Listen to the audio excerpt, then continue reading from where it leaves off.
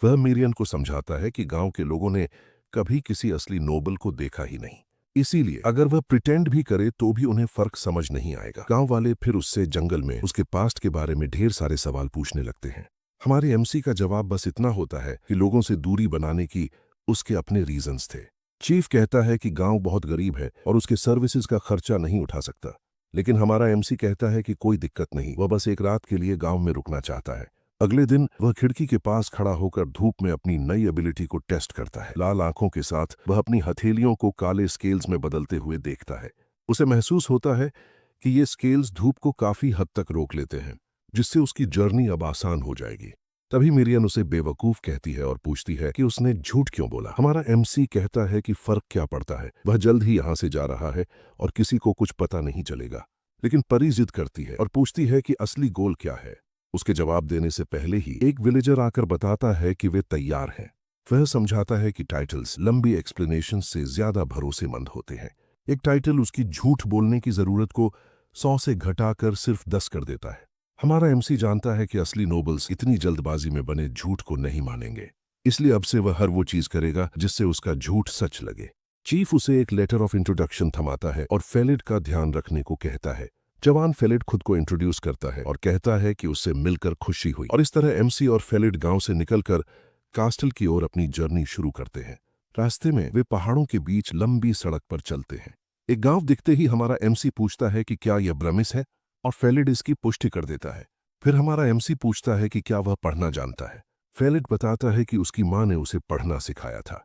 वह समझाता है कि जिस आदमी से उसकी माँ प्यार करती थी उसी ने उसे पढ़ना लिखना सिखाया था। मिरियन सुझाती है कि एमसी को फेलिड से पढ़ना सीखने के लिए कहना चाहिए। फेलिड तब हैरान रह जाता है जब एमसी उससे पढ़ाने की बात करता है। फेलिड सोचता है कि एक नाइट जैसा आदमी पढ़ना कैसे नहीं जानता।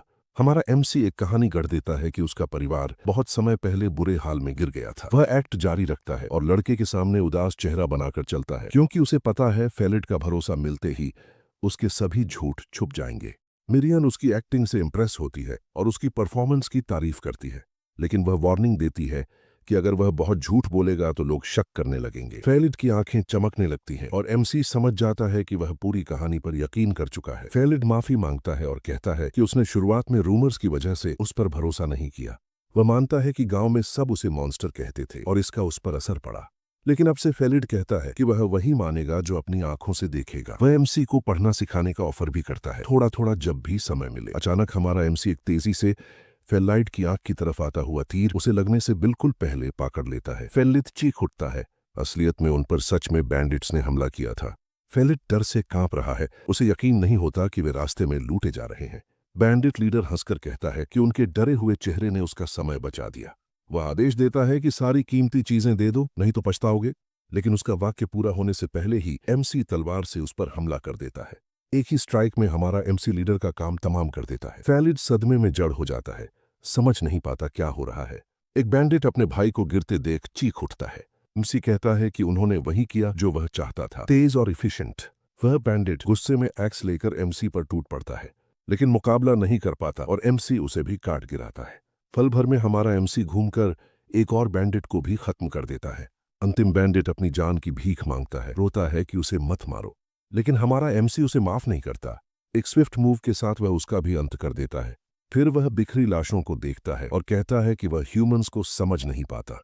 सोचता है कि वे हमेशा कमजोरों को नुकसान पहुंचाने की क्यों कोशिश करते हैं। अंतिम बैंडिट को पकड़कर वह पूछता है, क्या कमजोरों को चोट पहुंचाना ठीक है? अंत में वह फेलिड की ओर मुड़कर कहता है, क्या पढ़ना सीखने के बाद मैं ये सब समझ पाऊंगा? फेलिड बिल्कुल निशब्द है। हमारे एमसी के सवाल ने उसे भीतर तक हिला दिया है। एमसी उसे याद दिलाता है कि उसने ही कहा था कि वह वही मानेगा जो अपनी आंखों से देखेगा। गंभीर नजर से एमसी कहता है कि वह फेलिड पर खून की एक बूंद भी नहीं गिरने देगा। कुछ समय बाद वे ब्रामिस शहर पहुंचते हैं और जगह की खोजबीन शुरू करते हैं। वहां वे एक वेंडर को देखते हैं जो नॉर्दर्न डंजन की रेयर हर्ब्स 20 कॉइन्स में बेच रहा है। एक दूसरे स्टॉल पर एक ग्राहक शिकायत कर रहा होता है कि उसे यही चीज कहीं और सस्ती मिली थी। मिरियन शहर की चमक दमक और हर नई चीज देखकर खुश हो जाती है। फेलिड एमसी को चेतावनी देता है कि इस शहर के मर्चेंट्स बड़े रूथलेस होते हैं। वह बताता है कि उनका विलेज चीफ भी हर बार शहर आकर घबरा जाता है, लेकिन हमारा एमसी कहता है कि उसे पहले पैसे कमाने हैं, फिर बाकी चीजें देखी जाएंगी। वह फेलिड को रुकने को कहकर एक लेदर एंड फर शॉप में चला जाता है। वह शॉपकीपर को अपने द्वारा शिकार किए गए वुल्फ पेल्ट्स दिखाता है और अप्रेजल मांगता है। दुकानदार हैरान रह जाता है। ये डायर वुल्फ लेदर था और वह भी इतनी बड़ी क्वांटिटी में। वह एमसी को सर से पैर तक स्केप्टिकली देखता है और उसके फटे कपड़ों से समझ जाता है कि वह कोई ड्रिफ्टर है। एक विकेट ग्रिन के साथ उसे महसूस होता है कि यह आदमी ठगा जा सकता है। फिर वह सिर्फ 18 सिल्वर कॉइन्स की ऑफर देता है और बहाना बनाता है कि लेदर डैमेज्ड है। एमसी उसे घूरता है। उसकी लाल आंखें भयंकर चमकती हैं। दुकानदार डर के मारे कांप जाता है। सोचता है कि इस आदमी की आंखें इतनी लाल क्यों हैं। घबराकर वह मानता है कि डायर वुल्फ लेदर रेयर है और सप्लाई बहुत कम होती है। वह एमसी से शांत होने की विनती करता है और कहता है कि वह ऑफर बढ़ाकर 25 सिल्वर कॉइन्स कर देगा। मैं चुप रहता है, सिर्फ ठंडी छेदती निगाहें। दुकानदार पसीने से तर हो जाता है और ऑफर बढ़ाकर 28 कॉइन्स कर देता है। फेलिड नेगोशिएशन बचाने के लिए घबराकर चिल्लाता है 28 कॉइन्स, लेकिन एमसी अब भी चुप रहता है। शॉपकीपर समझ नहीं पाता कि उसे कितना बढ़ाना पड़ेगा। आखिरकार वह ऑफर को 30 सिल्वर कॉइन्स तक ले जाता है और हमारा एमसी इसे स्वीकार कर लेता है। रात को कैंप लगने के बाद एमसी एक एंशिएंट स्क्रोल पढ़ने की कोशिश करता है। वह कहता है कि फेलिड ने बेसिक्स सिखा दिए हैं, लेकिन वह अभी सही तरह पढ़ नहीं पाता। लिखावट उसे सिर्फ टेढ़ी मेढ़ी रेखाओं जैसी दिखती है, जिससे वह फ्रस्ट्रेटेड हो जाता है। मिरियन उसके नए कपड़ों की तारीफ करती है, कहती है कि पैसे के हिसाब से ठीक है। वह हैरान है कि मार्केट पहले ही दिन इतने उदार कैसे हो गए। फिर वह शिकायत करती है कि एमसी को और पुश करना चाहिए था और सिल्क क्लोथ्स लेने चाहिए थे, लेकिन एमसी कहता है कि उसे तो बस सनलाइट ब्लॉक करने वाले कपड़े चाहिए। तभी मिरियन बताती है कि वैम्पायर्स तो नोबल्स ऑफ नोबल्स होते हैं, उन्हें एम्बिशन रखनी चाहिए। एमसी पूछता है कि वह इतनी जानकारी कैसे रखती है। वह कहती है स्पिरिट रेल्म में सीखा है। वह एमसी को एंशिएंट लिटरेचर पढ़ने की सलाह देती है, लेकिन वह कहता है मैं पढ़ ही नहीं सकता। उसी वक्त फेलिड आ जाता है और एमसी को पुकारकर उसकी सोच से बाहर निकाल देता है। फेलिड अजीब सी मुस्कान के साथ पूछता है कि वह किससे बात कर रहा था। मैं कैजुअली बोलता है कि वह खुद से बात कर रहा था और पूछता है कि फेलिड ठीक है या नहीं। फेलिड कहता है कि आम लोग बॉडीज देखने के आदी नहीं होते, लेकिन वह ठीक है। वह मुस्कुराते हुए कहता है कि उनके पास बहुत सारा पेपर है और वह एमसी को जितना चाहे पढ़ना सिखा सकता है। दोनों कैंप फायर के पास रात भर पढ़ाई करते हैं। एमसी को हैरानी होती है कि वह इतनी जल्दी सीख रहा है और पूछता है कि क्या यह नॉर्मल है। फेलिड कहता है तुम एक्स्ट्रॉर्डिनरी हो, यह सीखने में आमतौर पर 1 साल लगता है। लेसन खत्म होने पर एमसी पूछता है कि फेलिड नोबल सन बनने के लिए तैयार है या नहीं। फेलिड कहता है कि उसकी मां ने कभी ठीक से नहीं बताया और अभी तक उसे पूरी तरह समझ नहीं आया। वह मानता है कि उसे उम्मीद नहीं थी कि लॉर्ड ट्रिविन उसे खुले दिल से स्वीकार करेगा। अचानक जंगल में उनके कैंप के पास एक ग्रुप ऑफ नाइट्स प्रकट होता है। उनका लीडर ग्रीट करता है और सवाल पूछने की अनुमति मांगता है। चैंसी तुरंत अलर्ट हो जाता है। आर्म्ड मैन पास आते जा रहे थे।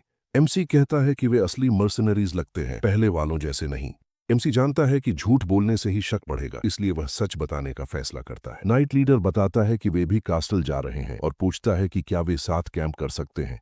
एक युवा नाइट इस पर शिकायत करता है, लेकिन लीडर उसे डांट देता है। फिर वह माफी मांगता है और कहता है कि वह लड़का नया है और अभी सोशलाइज करना नहीं जानता। लीडर खुद को पाठ बताता है और पूछता है कि हमारा एमसी कौन है। एमसी बताता है कि वो यूजीन फैमिली का नाइट जॉन यूजीन है।